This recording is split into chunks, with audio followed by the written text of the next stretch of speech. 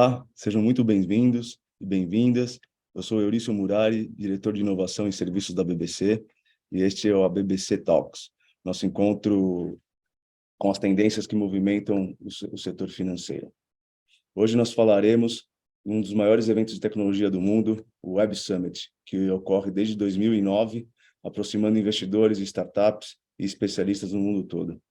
Este evento, que já aconteceu em Dublin, Londres, Lisboa e este ano pela primeira vez no Rio de Janeiro, no Brasil, onde aconteceu agora nos últimos dias, entre os dias 1º e 4 de maio, e reuniu mais de 21 mil pessoas, cerca de 900 startups de mais de 42 países e teve mais de 500 investidores e 400 palestrantes. E para analisar este evento, que foi grandioso, trago aqui dois convidados para apresentar um pouco do impacto dessa tecnologia, de tudo que foi discutido para o setor financeiro. São eles Raul Moreira, que é diretor técnico da BBC e conselheiro do Banco Original e PicPay. Seja muito bem-vindo, Raul. Obrigado, Uri. E Jimmy Lui, superintendente de inovação e Open Finance do BV. Jimmy, seja muito bem-vindo. Obrigado, prazer estar aqui. Maravilha. Só lembrando que nos últimos 15 minutos, nos 15 minutos finais aqui do nosso bate-papo, a gente vai abrir para as perguntas, então participem, mandem suas questões aqui para os nossos convidados e a gente vai enriquecer ainda mais esse bate-papo. Jimmy, gostaria de iniciar a conversa com você. Você esteve no Rio abordando a relevância do Web Summit, né, para o ecossistema financeiro. Por que as instituições financeiras como o BV, acompanhar esse evento é tão essencial? Legal. Deixa eu contar um pouquinho da minha história pessoal aqui e aí eu emendo aqui com por que esse evento é tão importante, né, que aconteceu semana passada. Eu estou mais ou menos, sei lá, 10 anos trabalhando com inovação aberta. Então, eu fui aqui tive o privilégio de participar aqui de um dos primeiros programas aqui de aceleração de startups, né, em grandes bancos. E o que eu comento é que nessa década, né, a gente viu o amadurecimento, né, muito grande desse ecossistema, tá? Então, todos nós aqui, né, a maioria da audiência aqui é bancário, o que eu brinco com meus colegas, tem um mundo aqui fora acontecendo com investidor, com aceleradora, com empreendedor, com investidor anjo, com universidades que estão, né, de uma maneira, criando o que eu chamo aqui de essa indústria de inovação que faz nascer empresa, nascer novas soluções, nascer tecnologia. E a comparação que eu faço sempre é com a indústria do cinema, né? Então, todos nós aqui, com certeza, é apaixonado, né, pelos atores, pelos diretores, pelos personagens, e talvez a gente não se dê conta que para esse negócio rodar, né, o talento aparecer, tem roteirista, tem distribuição, tem produção, né, tem espaço físico, tem prêmios, né, então tem toda uma lógica que mantém esse negócio rodando, mantém o público conectado, né, que consegue gerar emprego. E o Web Summit, para mim, é um marco, porque é o maior evento da Europa, ele já ocorre há vários anos, e ele tem um mega mérito aqui de conectar todo mundo, né, que está nesse trabalho no mesmo espaço por uma semana. Tá? Então, é um espaço de conexão, é um espaço de troca de ideias, é um espaço de reencontrar amigos, é um espaço de fazer negócio, é um espaço de conectar com startups. Tá? Eu acho que todo banco devia estar lá. O BV acredita muito, né, nessa lógica aqui que eu estou comentando. E a gente falar para duas coisas, né? Para mostrar nosso trabalho, tá? A gente vem acelerando a nossa agenda de inovação nos últimos anos, então é um espaço para a gente mostrar nosso trabalho, e mostrando nosso trabalho a gente consegue fazer mais negócio. A gente tem várias frentes aqui de conexão com o ecossistema, tá? Seja de investimento, seja de Bank as a Service, seja de co-inovação. E como todo mundo estava lá, né? Tinha que mostrar o nosso compromisso também, uma oportunidade de novo de fazer negócio e de levar também profissionais, colaboradores aqui da casa que não têm o privilégio que eu tenho de estar todo dia com isso. Então, tinha gente de todas as áreas do banco, tá? Então, tinha gente de tecnologia, tinha gente de RH, tinha gente do comercial, tinha gente de operações, tá? Então, eu acho que tem contrato já de 4 anos com o Brasil, espero que seja por muitas décadas, né? E o presidente do BV estava lá, eu brinquei com ele, falei, Gabriel, daqui a 15 anos, a gente vai tomando um vinho, a gente vai falar assim, cara, a gente estava no primeiro, a gente foi no primeiro. E lá nasceu a tradição do BV patrocinar esse negócio, tá? Então, acho muito importante para todo mundo que trabalha com esse negócio.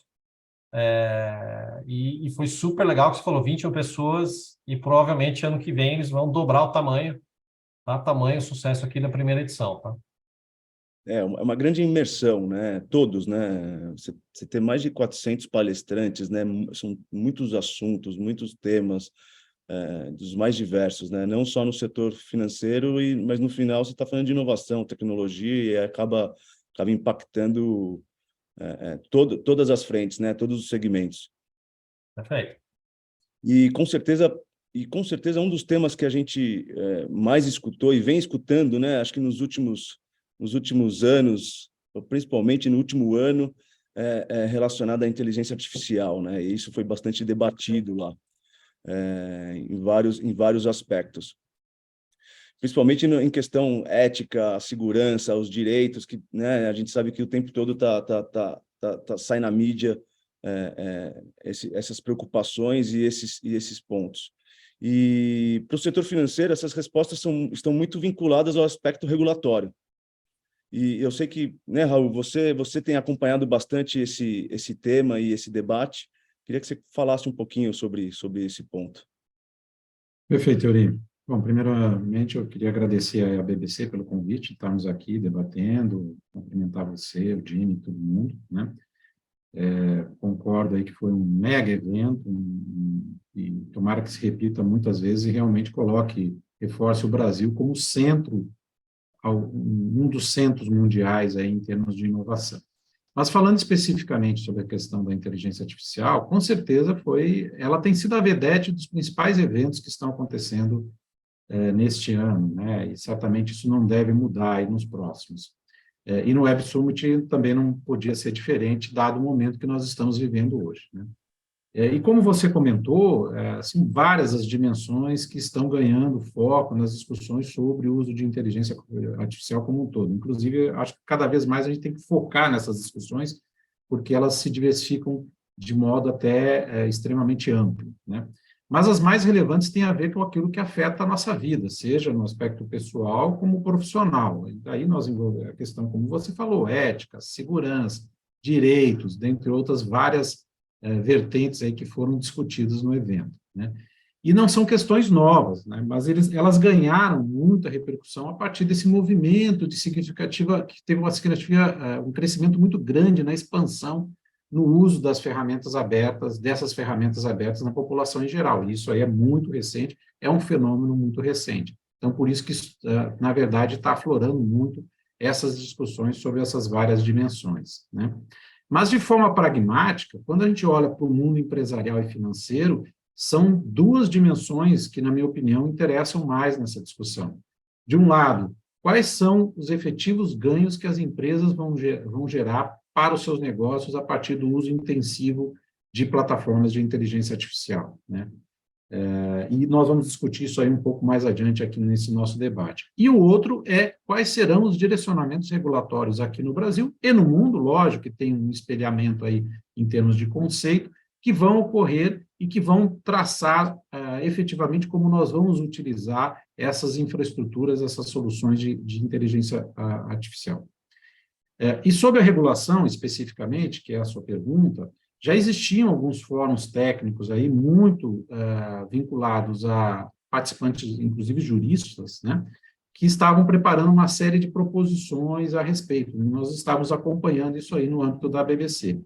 E a maioria dessas propostas aí, elas acabaram sendo consolidadas num recente projeto de lei, o 2338, né, de autoria, inclusive, do presidente do Senado, Rodrigo Pacheco, e que foi divulgado no dia 3 agora, na semana passada, e que vem trazendo aí, e vai aflorar bastante esse processo de discussão sobre a regulação e os efeitos dessa regulação e o que vai estar dentro do escopo, seja em termos de princípios, como sejam de obrigações de partes que forem utilizar as plataformas de inteligência artificial. Acho que o Brasil ele entra na vanguarda dessa discussão sobre os aspectos regulatórios, principalmente no que tange à proteção dos direitos das pessoas que vão ser afetadas de alguma forma por essa questão de inteligência artificial, garantia de acessos, por exemplo, em explicações de como aquela inteligência artificial tomou uma determinada decisão que afetou aquele consumidor, a classificação dos riscos dessas plataformas para que fique claro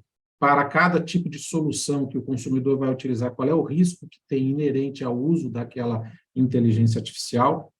Obviamente, a não discriminação no uso, na aplicação desses algoritmos em termos de inteligência artificial, e também esse projeto de lei, ele cria uma autoridade competente para fiscalizar o uso da inteligência artificial no Brasil.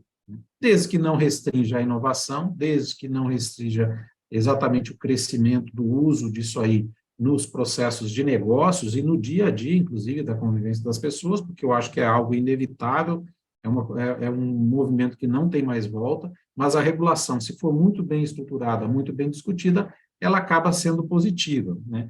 E é porque ela acaba tratando de uma série de questões que precisam ser debatidas pela sociedade e a gente precisa criar um arcabouço regulatório que defina o escopo de utilização, como eu citei alguns exemplos aqui. E o momento que nós estamos vivendo é um momento histórico, e por isso que as associações, como é o caso da BBC, vão estar discutindo, analisando e estabelecendo aí qual é a nossa opinião de como essa regulação vai nos afetar e como que a gente também pode apresentar propostas de melhoria desse projeto de lei de regulação. Enfim, é um momento muito interessante e que eu acho que vai ser bastante positivo, porque o Brasil, mais uma vez, assim como foi no sistema financeiro, mais uma vez toma o pé à frente e vai estabelecer, com certeza, uma regulação muito propositiva aí e eficiente. É isso que nós esperamos aí no uso de inteligência artificial. Não, perfeito. Como você falou, temos que acompanhar de perto, acho que esse tema, né? Estamos na vanguarda e, com certeza, é um movimento que vem e muda por completo, né? Sem volta. E até pegando um gancho aí do que você mencionou, foi bastante debatido também no evento a questão da inteligência artificial com o impacto nos serviços, né, em relação aos profissionais, trocar os profissionais, na verdade, o que hoje fazem alguns trabalhos por plataformas, por chats, por outras tecnologias, e também trazendo novos profissionais, né, criando novas profissões, vamos chamar assim, através da inteligência artificial, né, seja a partir de tecnologia, desenvolvedores, engenheiros e assim por diante. E aproveitando, queria que você comentasse um pouco a respeito, olhando pelo foco do mercado financeiro, né, o impacto disso com o mercado financeiro.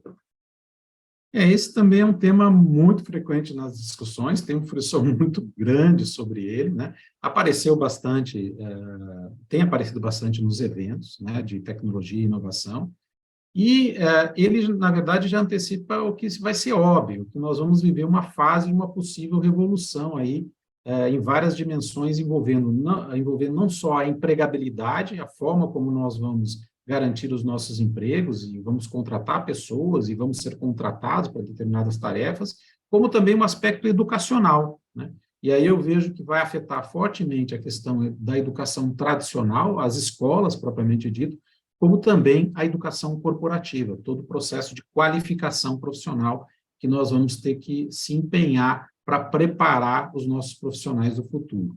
E o mercado vai exatamente ditar qual vai ser o modelo desse profissional que ele precisa para crescimento dos seus negócios. Mas, obviamente, já vão despontar aí várias tendências relevantes aí em termos de uso da inteligência artificial. Ela começa a entrar no topo aí das discussões, né?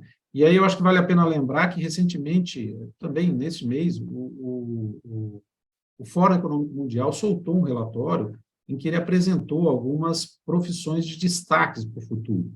E enfatizou aí fortemente que essa questão, todo esse movimento de digitalização deve causar uma rotatividade aí significativa no mercado de trabalho, né? E nesse aspecto aí, eu achei bastante interessante que já apareceram algumas profissões despontando como as de maior potencial de crescimento.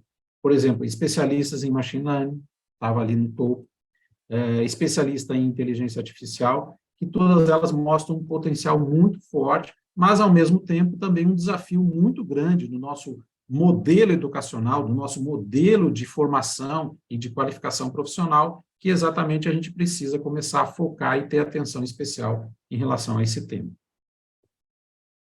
Jimmy, e o que você tem aí em relação a esse aspecto aí com o mercado financeiro, os impactos da inteligência artificial? Qual é a tua visão aí em relação a isso? Vou pegar um gancho aqui do Raul. Primeiro, assim, eu acho muito cedo, tá? Muito cedo para a gente conseguir estimar essas coisas, tá? Eu acho que vai ter muito impacto, mas é difícil dizer como, tá? O próprio OpenAI, que destravou aí o ketchup da garrafa, né? A brincadeira que faz o seguinte, né? AI sempre existiu, né? Então, sempre existiu não, né? Existe há bastante tempo, a gente usa, um pouco, né? Era meu papo de cientista. É igual aquele ketchup, né? Da garrafa de vidro, né? Que você tá lá, você bate, bate, bate, aí de repente quando cai, cai tudo, né? Essa é a sensação, sabe? É um pouco do que o Raul falou. Tem 800 palestras, tem um monte de fornecedor batendo na nossa porta. Então, meio que saiu o ketchup, né? E por que saiu o ketchup?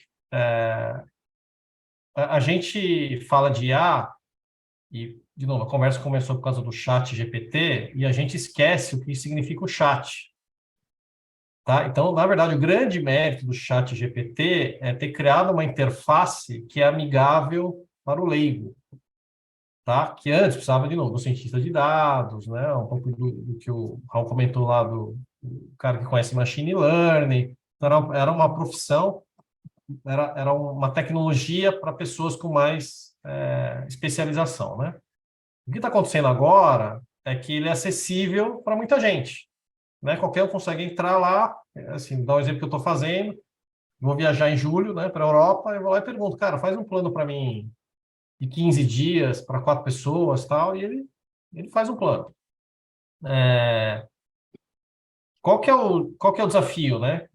Primeiro, um pouco do que o Raul comentou, é a tentação da gente botar isso direto no cliente. Eu tenho certeza que não está pronto ainda, tá? Nem a regulamentação, nem a tecnologia, tá?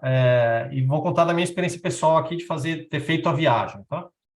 Eu fui lá, fui para um país específico aqui, que é Reino Unido, e pedi para ele, ó, me cita cidades. Ele cita cidades. Aí eu mudo um pouquinho a pergunta. Aí você espera, né, conversando com o ser humano, que ele fale as mesmas cidades, mas ele dê um pouco mais de detalhe. Não, ele mudou as cidades na segunda resposta. Ele mudou as cidades e mudou os tempos. Então, qual que é o desafio aqui, né? É que ambas as respostas são certas. Tá? Então, quando a gente fala que vai substituir a gente, ou vai mudar o emprego, ou vai trocar uma certa função, eu acho que vai acontecer, mas é muito cedo ainda, tá? Porque não é exatamente do jeito que a gente acha que é.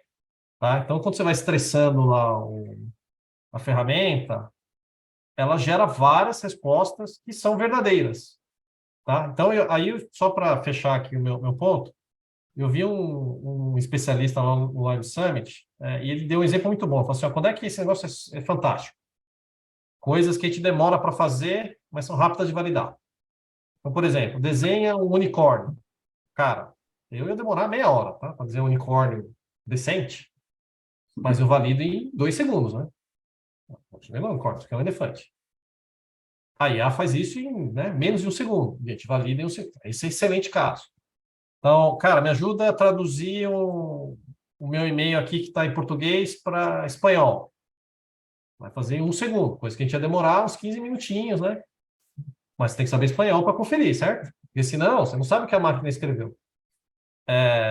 Então, eu acho que tudo que é mecânico, né, que a gente faz mecanicamente e eu consigo validar rápido, essas são as primeiras que vão aumentar a produtividade. Difícil dizer impacto aqui em profissões, mas parece óbvio que vai ter, tá? Esse é o primeiro ponto. Segundo ponto, é difícil dizer a velocidade. tá? Então, você fica maravilhado por 15 minutos e no minuto seguinte você fala assim, não, isso aqui foi estúpido.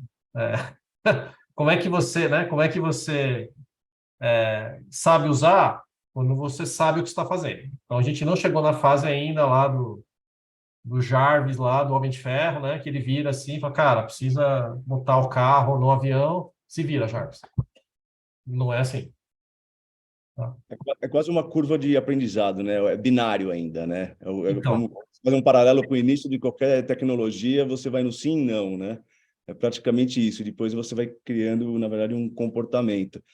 E você falou um ponto que eu acho que é importante, que é relevante a gente debater aqui também, que é justamente que foi falado muito das plataformas abertas de inteligência artificial, né? E quanto elas estão sendo ou serão determinantes para a experiência do usuário, né? Eu acho que esse é um tema bastante debatido. Em cima dessa visão, o que vocês vivenciaram no evento em relação a esse tema? posso começar aqui, Raul? Por favor. Eu tenho um ponto de vista polêmico aqui, tá? Para esse negócio. Eu acho que a gente está no meio do caminho, tá? Assim, o que a gente quer.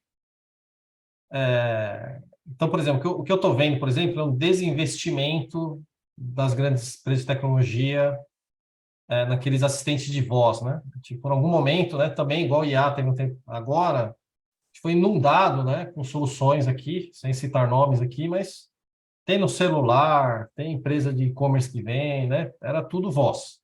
E meio que está sumindo, né? Está sumindo assim, está desinvestindo, né? E, por outro lado, a gente aqui, todos nós, vivenciamos comércio ou relacionamento via WhatsApp, via mensageiro, né? Então, eu não sei vocês, mas, de novo, eu agendo meu barbeiro pelo WhatsApp, eu comprei meu carro pelo WhatsApp, eu fui lá, dei uma volta, mas de resto, o preço, o seguro, os acessórios, tudo via WhatsApp, documento via WhatsApp, tudo WhatsApp. E por que é melhor, né? Porque ele tem um mérito que ele é síncrono e assíncrono ao mesmo tempo, é muito louco. Então você sabe que tem um ser humano que vai te responder, mas ao mesmo tempo você não quer ligar para ele. Certo? Você não quer ligar, pô, vou ligar, vou ficar lá conversando, não quero, né? Manda mensagem e resolvi. Então a IA aqui, a gente vai ter que descobrir que papel que ela ocupa, né? Em quais situações esse chat mais inteligente vai funcionar. Porque o que eu estou vendo é o contrário, tá? A gente era só telefone, né? Só ao vivo. A gente achou que ia ser tudo chat, tudo e-mail, tudo automático, e a gente está voltando, né, para o meio do caminho aqui, que é esse negócio que ele é cômodo, mas tem um toque humano, né? Você sabe que tem um ser humano do outro lado. Então, eu acho que, obviamente, não vai ter seu espaço, mas eu não sei se vai ser essa revolução toda, tá? De novo, hoje eu estou comprado com as tarefas mecânicas. A gente tem muita tarefa mecânica e não percebe. Então, por exemplo, né, ler termos e condições de alguma coisa. Pô, tivesse um IA que me resume, né? Fala, cara, me fala aqui os 3 principais pontos que tem que me preocupar. Me ajuda pra caramba. Agora, essas coisas mais complexas, sei lá, uma cotação de seguro, uma reclamação específica que você teve, sei lá, com a companhia aérea, trocar de passagem. Não sei se a gente está tão próximo, tá? Eu acho que a gente está no meio do caminho hoje, tá? As pessoas estão voltando para ter algum canal que tem algum ser humano do outro lado. Tá? Minha opinião. Eu acho que, inclusive, Jimmy, a gente vai acabar vivendo um período de transição de modelos híbridos, né? Você vai ter parte do atendimento que vai ser feito por uma IA, né? E outra parte que vai ter que vai precisar envolver pessoas, né? Eu já tenho visto cases no mercado, e eu acho que eu vi, inclusive, um case específico no Web Summit que envolvia a questão da IA. Ela ouve toda a ligação que está acontecendo, né, de uma central de atendimento, ela já vai preenchendo os formulários, já vai fazendo o resumo. Então, o atendente se preocupa em perceber as emoções e tratar e atender da melhor maneira possível aquele consumidor. E a IA vai fazendo todo o processo de back-office ali naquele momento. Então, isso aí são exemplos de modelos híbridos que eu acho que nós vamos acabar vivendo e que vai trazer muita eficiência. E aí, sim, na verdade, se justifica você fazer investimentos. Só se justifica você investir em inteligência artificial se você for buscar eficiência operacional e ganhos de produtividade, melhorias de vendas, né? Mas eu só queria remeter um pouquinho ao início da sua fala, gente, que eu acho que essa questão das plataformas abertas, que estão sendo aí muito debatidas, plataformas abertas de IA, né, que a gente vê, os chats de uma forma geral, isso não é novo, né? A gente já trabalha com melhorias e curadorias de chats baseados em inteligência artificial já há um bom tempo e sempre, muitas vezes, ele faz a primeira abertura do processo de atendimento e depois as coisas mais sofisticadas vai para um atendente se for necessário, né?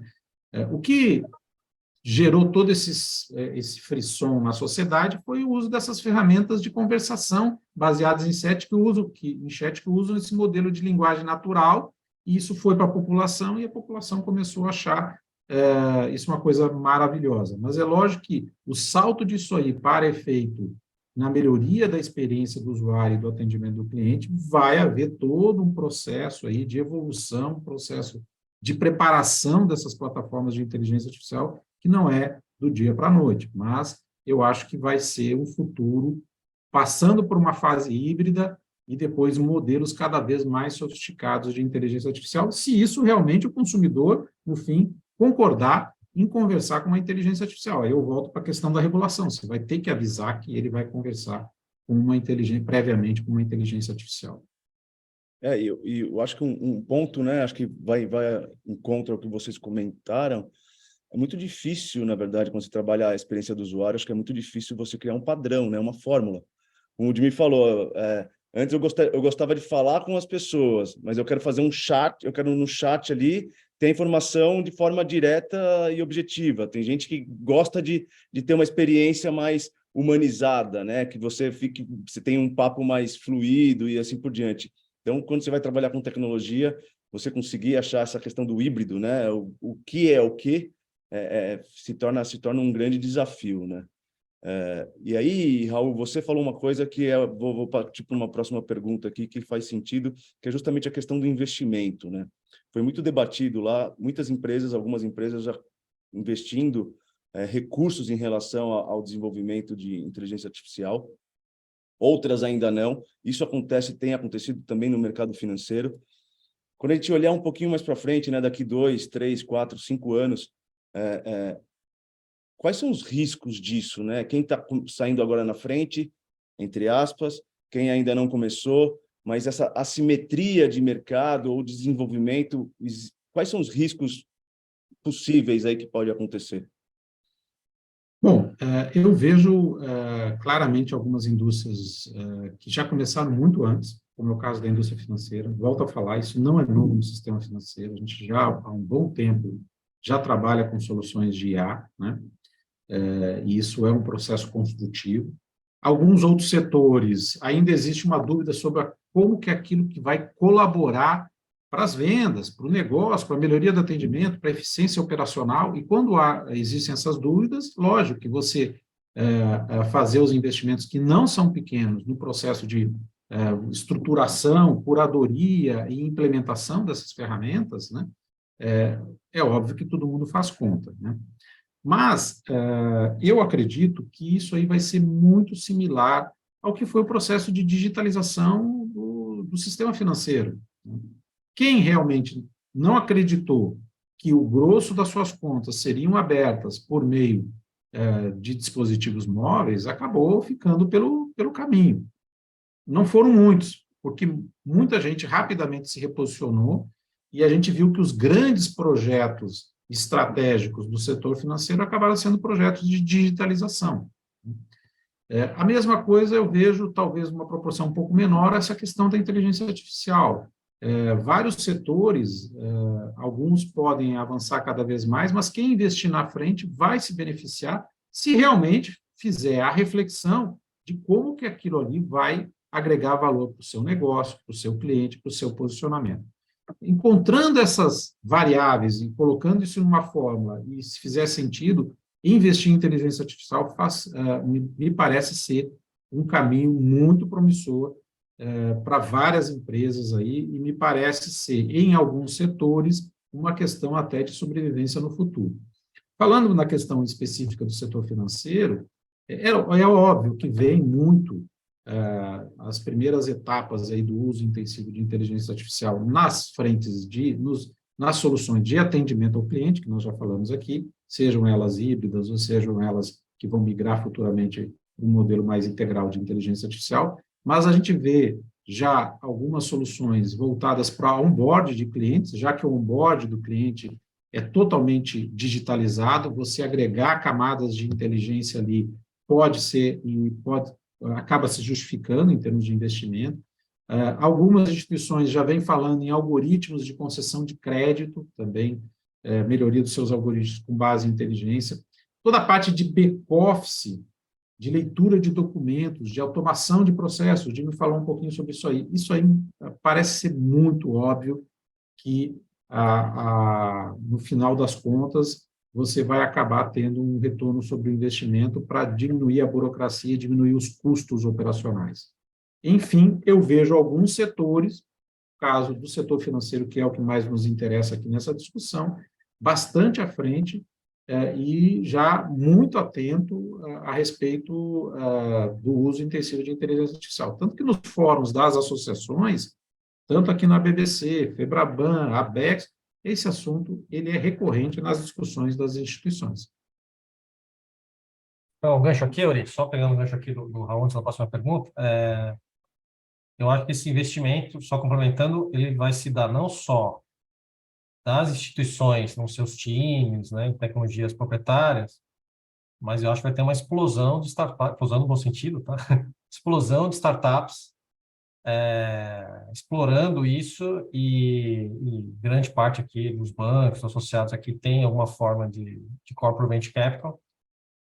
Eu imagino que a gente vai ver uma explosão aqui de startups com diferentes segmentos.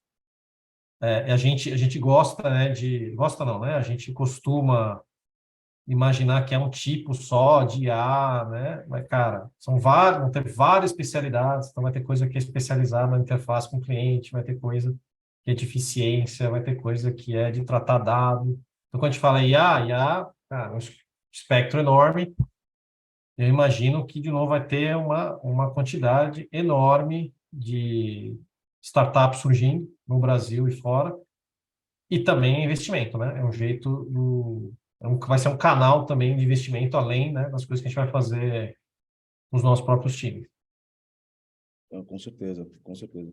E por ser uma coisa muito nova, né? Eu acho que essa é muito mais fácil de você acompanhar essas startups, né? Que elas trabalham às vezes com nichos e com tecnologias distintas, do que você acaba fazendo isso dentro de casa, sem ter a base e o conhecimento profundo daquela tecnologia, né? E aí, mudando um pouco de assunto, e um outro tema que eu queria debater aqui com vocês sobre o evento, no que tange a questão da adoção da tecnologia do blockchain, que foi bastante discutida lá também, principalmente na questão das fintechs que estão sendo baseadas em criptoativos, né? Principalmente em decorrência do marco regulatório que vem sendo discutido no Brasil. Queria que vocês compartilhassem um pouco a visão de vocês em relação a essa nova, vamos dizer assim, entre aspas, nova onda, né, que está aí para falar do novo sistema de blockchain, de como funciona tudo isso. Bom, aqui eu posso começar, Jimmy. Na verdade, aqui também tem um fator, como você colocou muito bem, de regulação. Vamos falar em dois mundos aqui, né? Você fala em criptoativos, mas também a gente tem, de um lado, que essa questão do mundo de cripto, e outro lado da questão do mundo de tokenização. Eu acho que vale a pena a gente ir aprofundando, mas segregando esses dois mundos aqui, os seus efeitos, os seus objetivos, que vão andar juntos, mas me parece que são relativamente distintos, né? No mundo dos criptoativos, é lógico que se vê muita novidade, muitas soluções, né? nem vou entrar no mérito de crescimento ou não dessa indústria, mas aqui no Brasil especificamente, nós vamos viver uma fase aí da implementação da regulação infralegal da lei que já foi promulgada, né? Que é a 14478, se eu não me engano, né? Que, na verdade, ela, num primeiro momento, ela trouxe aí um arcabouço principiológico de legislação voltado para jogar para dentro da regulação e da supervisão as corretoras, as empresas que emitem e custodiam criptoativos, né? Conceituou bem essa questão de criptoativos, e falta, que possivelmente será o Banco Central, falta finalizar o processo de escolha da instituição que vai efetivamente desenvolver todo o processo infralegal, que na prática o Banco Central deve fazer esse papel, né? E a partir daí a gente vai ver uma certa organização desse setor de criptoativos, né? Eu acho de forma muito mais estruturada, de forma muito mais voltada de proteção ao consumidor, de estabilidade financeira dessas instituições que, na prática, estão mexendo com dinheiro de terceiros, estão mexendo com o dinheiro do consumidor. Então, realmente, eu acho que essa regulação ela foi muito oportuna a vir, e eu acho que nós, como sociedade, deveríamos dar uma acelerada no processo de regulamentação infralegal e de supervisão das empresas que operam com criptoativos, sejam quais os tipos de empresas, corretoras, ou que seja, plataformas, elas precisam ser reguladas, supervisionadas, para dar segurança para que a gente possa crescer cada vez mais nesse sistema, né? E o outro processo é o processo de construção aí de tudo que está se falando sobre tokenização da economia, né? E a partir desse, aí que nós vamos debater um pouco mais adiante, mas envolve aí não só a questão do real digital, mas como uma série de soluções aí que vão trafegar em cima dessas plataformas de blockchain. De novo, é um escopo muito amplo de possibilidades que vão surgir em qualquer um dos tipos de negócios, sejam criptoativos ou seja a tokenização de ativos reais, tangíveis, e que já existem, tangíveis ou intangíveis, mas ativos que já existem na economia tradicional. Então, eu vejo que nós estamos vivendo aí um outro momento muito importante, um momento ímpar, um divisor de águas, e se o Brasil souber caminhar bem no processo de regulação, supervisão, estruturação de modelos, com tudo que está sendo feito, eu acho que realmente também é outra área que o Brasil e o sistema financeiro brasileiro deve acabar se diferenciando em relação ao resto do mundo. Pegando o gancho aqui do Raul, uma das vantagens lá de ser patrocinador do evento é você poder dividir. Tinha uma sala lá que chamava Fórum, né? Onde ficavam os speakers, né? Ficavam lá alguns convidados e parte aqui dos patrocinadores. E aí você tem o privilégio de pegar no canto alguém, você vê no painel, e conversar e perguntar o que vocês acham, tá? E tinha alguns estrangeiros lá, tá? Muito interessante, tá? Empreendedores ou investidores, e conversando com eles teve um negócio muito legal, né? Um elogio aqui para o Brasil, nesse aspecto aqui do cripto, da tokenização, né? Do blockchain, que assim, a gente olhando de fora, vocês estão super organizados para isso, né? Organizados no sentido de uma discussão racional, é o ponto que o Raul comentou aqui, né? A gente discute tudo junto, a arquitetura, a regulamentação, o cliente, os papéis, né? A tecnologia. E eu falei assim, não, mas até aí, né? Tem que ser assim, né? Não, não. Dependendo do país que você vai, esse é um tema repleto de política, né? Repleto de verdades, né? Não, assim, a minha verdade é essa e ponto. E achei super Convicções das legal. mais diversas, né, Jimmy? Desculpa, convicções das mais diversas. Isso, convicções, acho que essa é a palavra, né? Porque uma convicção você não muda, né? E aí, né, nem com fatos você muda, né? Então, o fato da gente discutir aqui na BBC, discutir em outras associações, discutir, né, com o regulador, né, com empresas de tecnologia, está todo mundo de uma maneira envolvido nisso. A gente estava comentando aqui do Real Digital, né, do piloto Real Digital. Não são só os bancos que vão entrar, né? Você vê muita empresa de tecnologia, muita startup, muito fornecedor, né? consultorias, todos interessados em participar, tá, da construção desse negócio, tá? Então, eu acho que esse foi um super aprendizado lá do Web Summit, que a gente talvez não se dê conta, né? A gente está aqui no dia a dia e é o jeito que a gente trabalha, né? Tem uma certa racionalidade. E é o que o Raul comentou, né? Que a pessoa comentou, falou, ó, aqui, nesse país aqui que eu tô, cara, tem 3 lados, 3 convicções, e você não consegue mover para frente, porque cada um, né, tem que falar, não, tem que ser no meu, tem que ser no meu, e aí não avança, né? E isso que é legal, eu acho que aqui na nossa discussão, está bem no começo também, e nessa fase você precisa estar aberto a ouvir, né? A ouvir, a testar, a aprender, né? E isso foi legal ter ouvido lá, né? Já estou mais ou menos 1 ano e meio, né, nessa agenda e ouvir isso, né, de um estrangeiro, acho que é legal para a gente, né? E você tocou num assunto que acho que é importante, né? E a gente vem vendo, a gente vem acompanhando, na verdade, isso no nosso dia a dia, que é justamente essa questão da organização e principalmente do regulador, né? O regulador tá acompanhando e está debatendo para justamente manter isso organizado. E aí pego um gancho aqui para chamar uma próxima pergunta, que é justamente em relação a isso. A regulamentação dos criptoativos é a regulamentação do projeto do piloto do Real Digital, né? Como esses dois movimentos eles se coexistem e na chamada, né, que a gente chama, o Raul até falou, da economia tokenizada, e o que isso representa na prática no nosso ecossistema, né, de negócios? Queria que vocês comentassem um pouco sobre isso. Bom, eu continuo tendo a visão de que nós vamos ter 2 mundos paralelos, né, com objetivos diferentes, que vão caminhar juntos, e vão ter regulações com as suas devidas particularidades, que é o mundo de criptoativos, digamos assim, né, que tem as suas características, né, não vou nem entrar, porque tem opiniões de todas as formas sobre para que vai servir essa questão, esse mundo de criptoativos, mas está ali, os investidores estão trabalhando, estão botando dinheiro, os consumidores estão comprando moedas, ok, esse mercado ele tem tudo para crescer, para ter alguns objetivos, desde que a gente conclua esse processo da nova regulamentação e da nova legislação que foi aprovada no Congresso.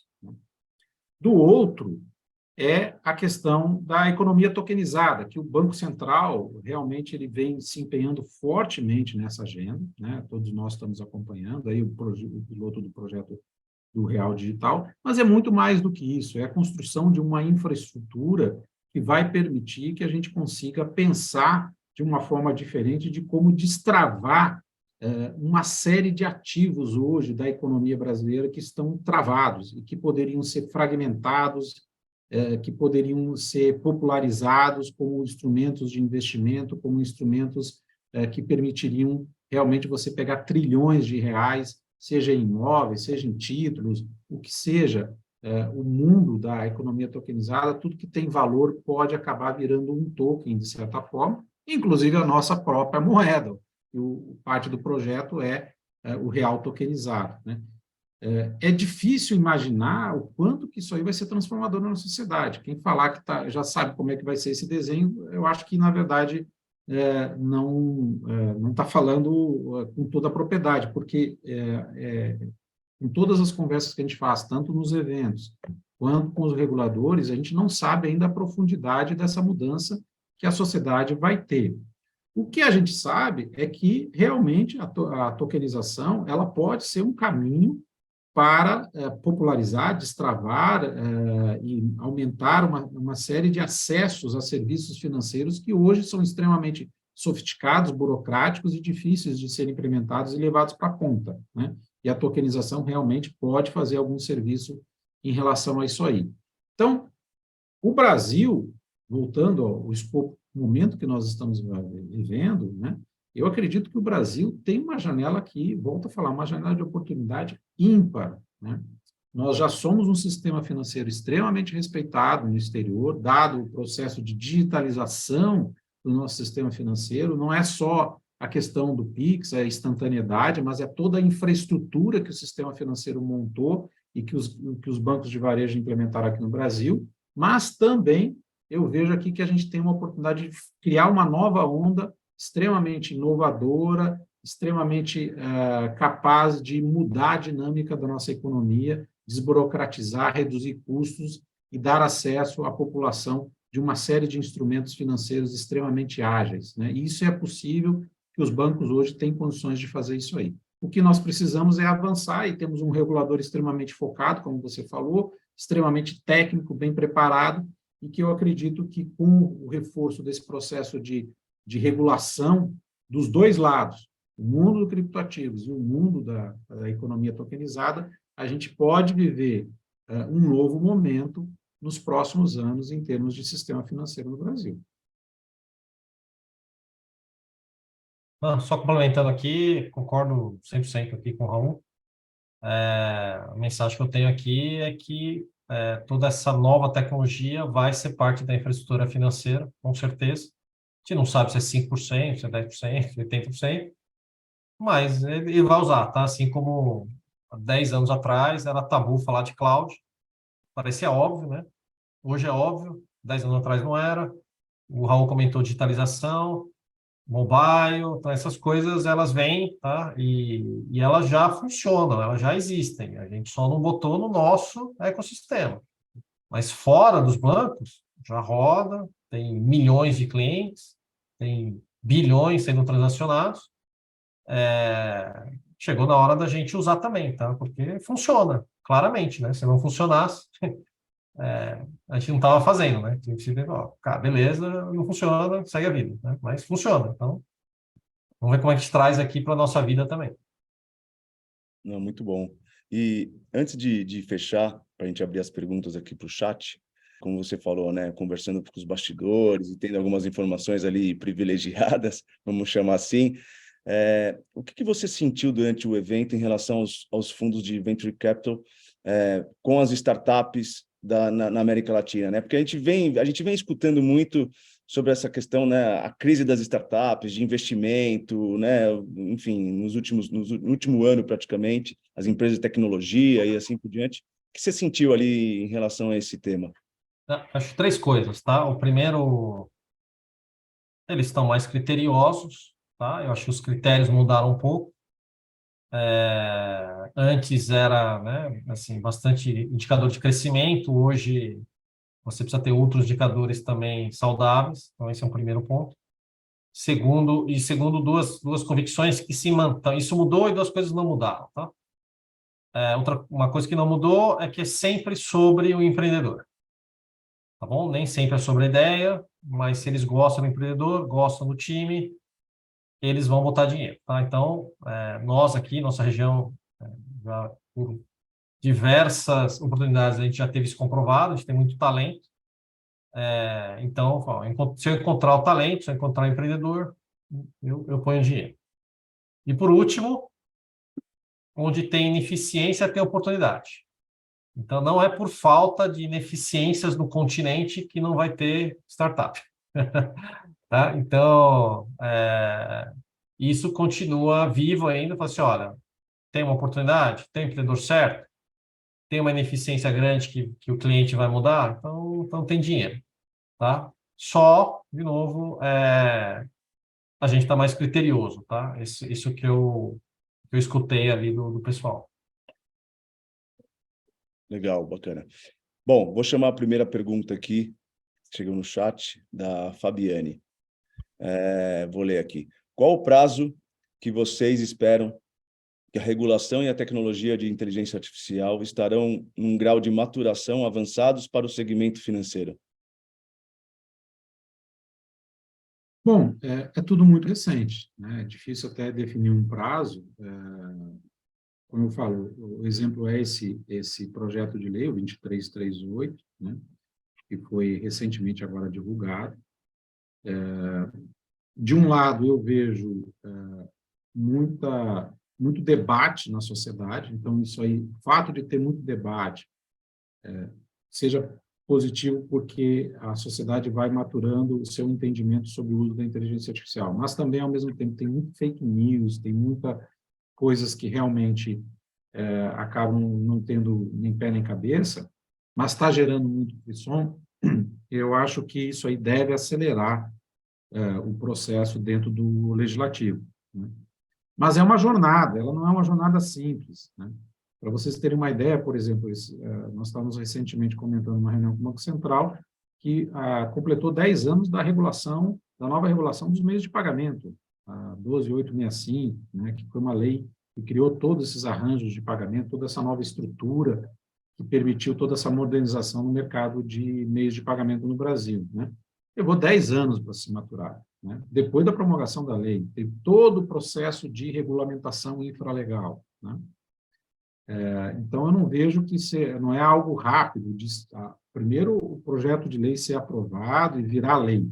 Depois, haver todo um processo de regulamentação infralegal, que a gente chama, são as resoluções, a escolha de um supervisor que vai efetivamente prover todo o processo de supervisão e dessa regulação mais técnica, né?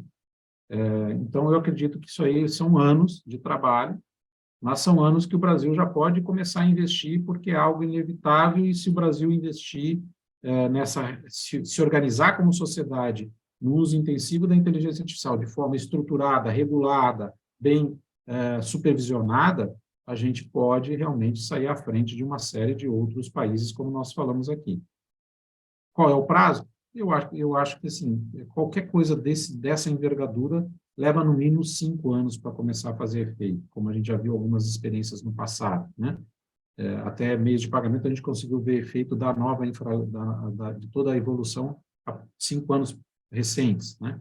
Então, é um processo aí que é um processo lento, mas lento sob o aspecto do nosso dia a dia, que a gente tem uma agonia muito grande para as coisas acontecerem. Mas se olhar como sociedade, se nos próximos 5 anos nós já tivermos uma regulamentação infralegal, bem estruturada, uma supervisão, e isso começar a ganhar uma velocidade de forma muito intensa, eu acho que já é uma grande vitória para a sociedade como um todo.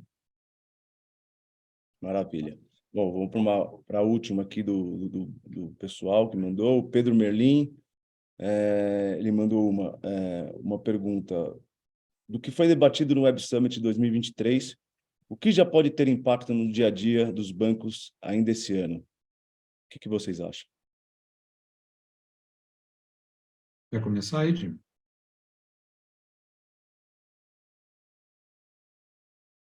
Tem uma travada aqui, se puder repetir. Perdi uns 20 segundos. Desculpa. A pergunta foi, do que foi debatido no evento esse ano, qual tema já pode ter impacto ainda esse ano nos bancos? Assim, eu acho que não é o foco do Web Summit, tá? O Web Summit, pelo menos do que eu vi, tá? Primeiro, ele é multissetorial, tá bom, gente? Então, ele não é o Money 2020, ele não é o Febraban Tech, tá? Então ele fala de saúde, fala de mídia, fala de marketing e tal. E para serviços financeiros aqui foi bastante concentrado em cripto, toda essa agenda cripto e tokenização. E teve, obviamente, do ponto de vista de tecnologia aqui, bastante coisa sobre IA, tá? Então, assim, é diferente quando você vai no Money 2020, que tem lá uma trilha de pagamento, vai ter uma trilha de seguro, vai ter uma trilha, sei lá, de experiência do cliente.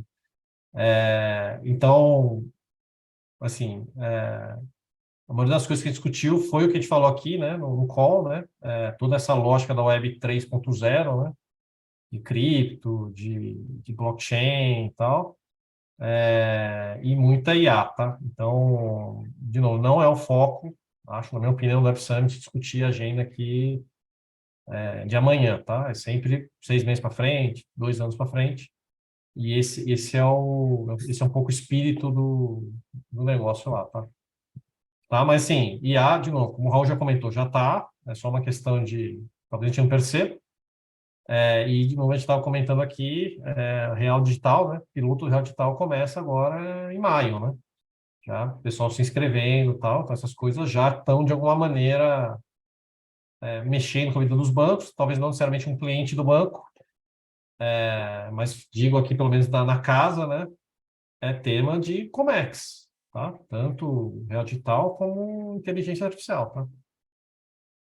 É isso que eu ia complementar, Jimmy. Na verdade, assim, para chegar no consumidor leva um certo tempo, mas são coisas que já estão acontecendo dentro das instituições financeiras, né? Tanto investimentos em inteligência artificial, como eu falei, não é novo, agora está se acelerando, lógico que houve uma série de sofisticação no ferramental, né? Como essa questão de tokenização de ativos, né? Também começa a ganhar uma ênfase muito grande.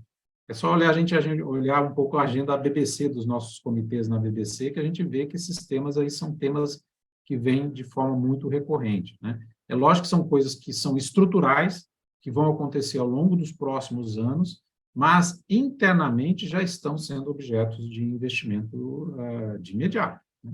E atenção, e de definições de estratégia, principalmente. O mercado, na verdade, o segmento financeiro, ele está na vanguarda, né? Tecnologia, inovação, como, né, vem há muito tempo ele vem na vanguarda e, obviamente, que os temas que são debatidos são temas que já estão sendo debatidos dentro das casas, né? Isso a gente acaba vendo no nosso dia a dia. E como você falou, E lembrando, só reforçando, é muita coisa acontecendo ao mesmo tempo. A gente acabou de sair da montagem do Pix, que é um sistema de pagamentos instantâneo aí, assim, inédito no mundo, né?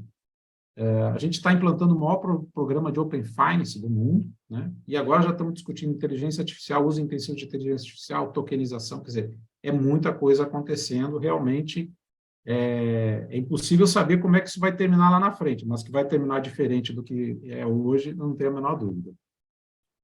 bons desafios temos, né? No nosso dia a dia, né? Não é nada monótono. Mas queria, Raul, Jimmy, nosso tempo acabou. Foi muito bom o nosso bate-papo. Passa super rápido, mas eu queria novamente agradecer vocês pelo tempo, pelo debate, e agradecer também todos que participaram aqui online da nossa transmissão. E, mais uma vez, queria agradecer vocês dois aí pela oportunidade de debater e trazer toda a experiência que vocês têm aí no dia a dia. Muito obrigado aí, foi um prazer estar nesse bate-papo aí com todos. Eu que agradeço. Obrigado.